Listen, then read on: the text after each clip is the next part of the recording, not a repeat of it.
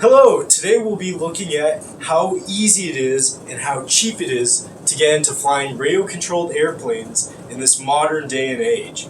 Now, Bill could actually tell us how it was to fly airplanes back in the 60s, 80s, you name it. Well, the 80s. I started the business in 1986, and back then, if you wanted to be a radio-controlled flyer, you're talking about buying a plane. You're talking about a minimum 4-channel radio. You're talking a fuel engine. You're talking starting equipment. And back in those dollars, you're looking at a minimum of $400 to $500. That's at the low end, and it went up from there. Now, in today's dollars, that's in excess of probably $1,200 to $1,500. Anthony's going to show you how it does it in the modern age. Take it away, Anthony. Well, so right here we have a Cessna by the brand WL Toys. This is a nice little plane, a perfect first flyer. It's only $109 at the Hobby Center. So I'm going to take you through what it has on the inside, how easy it is to fly, just the simple basic operations. This is an awesome first time flyer. I can't stress that enough. Let's do an unboxing. Now let's take a look inside. Well, let's take a look at the box first. So first thing you'll notice, you'll see the plane right on the front.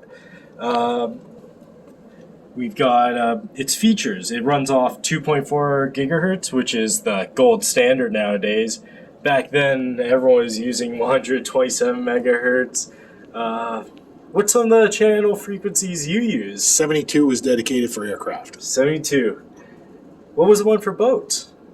You go 27 or you go 75. That's cool.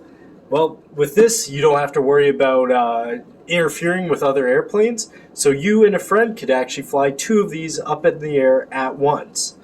Now, a cool feature here, if we look beside that, we have a gyroscope logo. Now, this is basically cheating.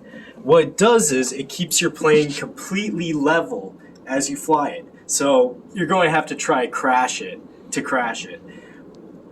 Very easy to fly, and I will actually show you it in action. So let's open up the box here. Oh, actually, on the back, you can see what the transmitter looks like. I'll go in depth when we open up the box, but it has a lot of cool little features on it too, and a LCD screen on it. Yep. Alright, let's open her up. So here's what you can expect when you get it for yourself. Is, of course, the plane itself. But since this is ready to fly, it has the battery and charger and everything already in the box. So the wing comes separate and it fastens on using a single Phillips head screwdriver.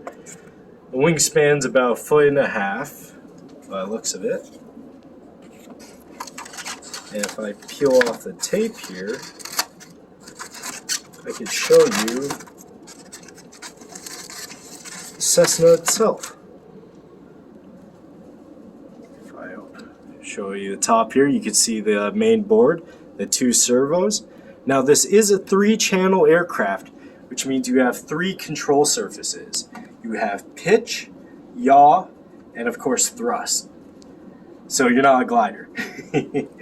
Now if we look in the box also, we get a charger right here, a silicone gel packet, don't recommend eating those, a spare propeller if you end up nosediving, which can happen if you're going for concrete landings, like on a sidewalk.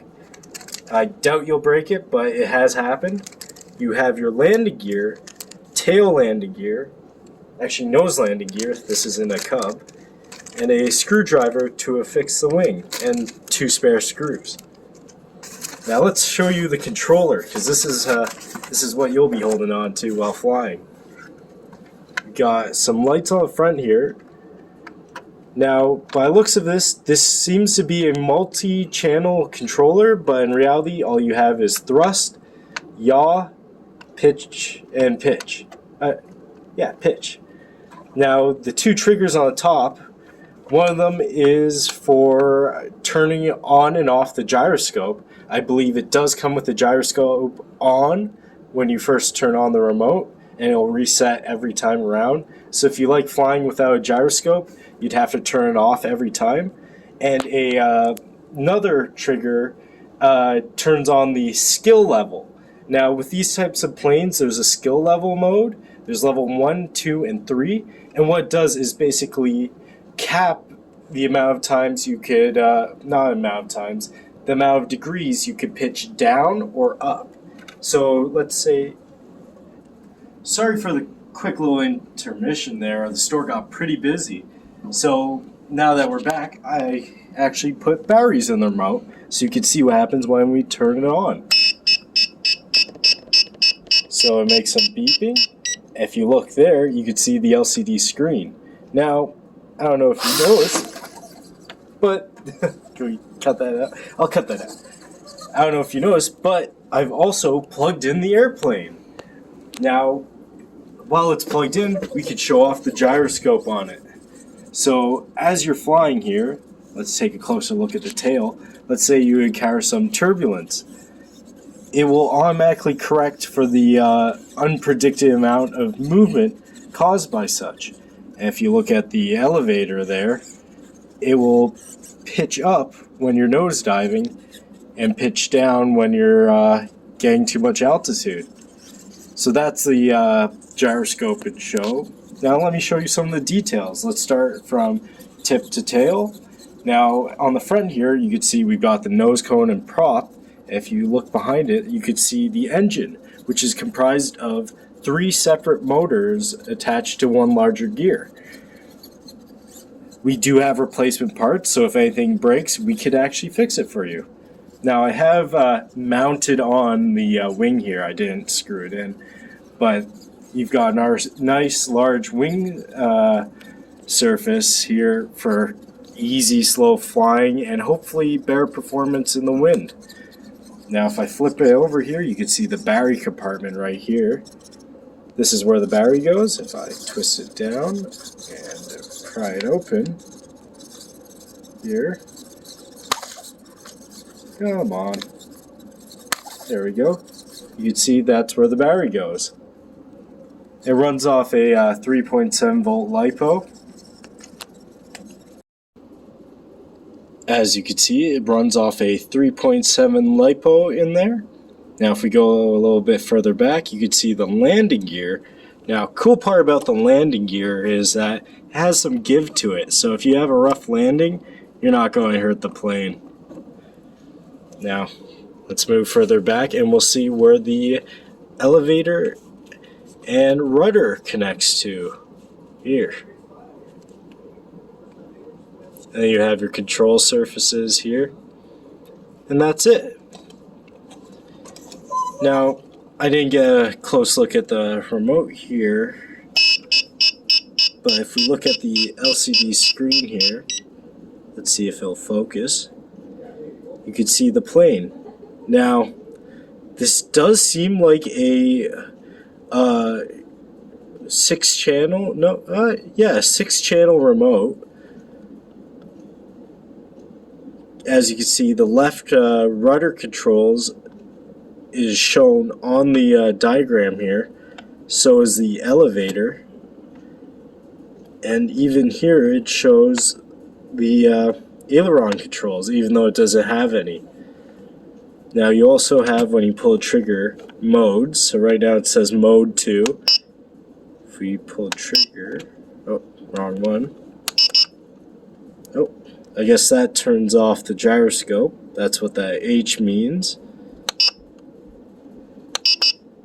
There we go.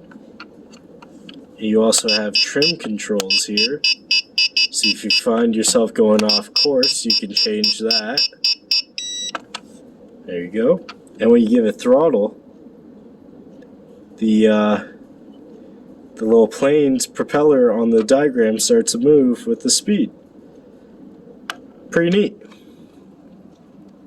Now, all in all, I'd say this is a pretty good beginner aircraft.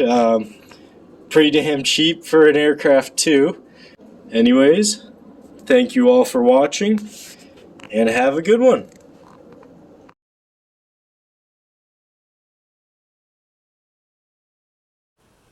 Hey there. Before we end this video promoting this little RC aircraft and the incredible buy it is for anybody who wants to learn how to fly radio control, I must point out to you that you have to be concerned about safety issues. I know it's just a toy, but it says here, I will give you the link to the Government of Canada website. Now, these rules were made specifically as applies to drones, but it has come out that it applies to any remotely controlled aircraft system. So that's your toy airplanes, your drones, helicopters. These rules apply to all of it, okay? So the first thing it says, as soon as you go to the website, drones are aircraft. Of course, aircraft are aircraft. That makes you a pilot. When you fly your drone or plane, you're sharing the skies with other planes and drones and aircraft. Before you fly, understand the rules you must follow and review our safety tips.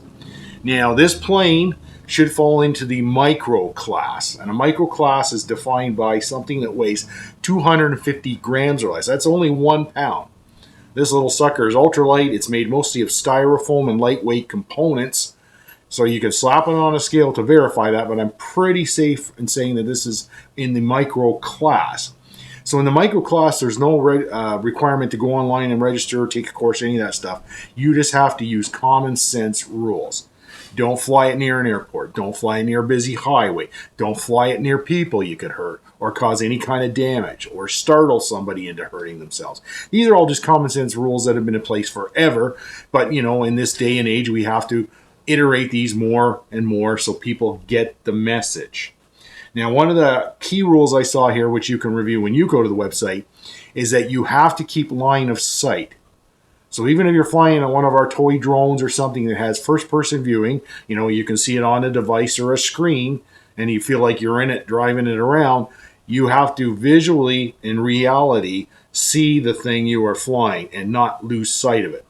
So don't fly it over the trees into the neighboring park or wherever and bring it back or whatever.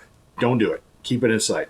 So anyways, I don't want to be a bummer about this, but being aware is being safe and not causing yourself or anybody else a bunch of headaches. So they say I'll leave the link below to the Government of Canada site that covers this. So check it over. Make sure you know the rules. And hey, have fun. Thanks for watching. Okay, don't forget, please subscribe, slap that bell, hit that like button, and join Team Hobby Center.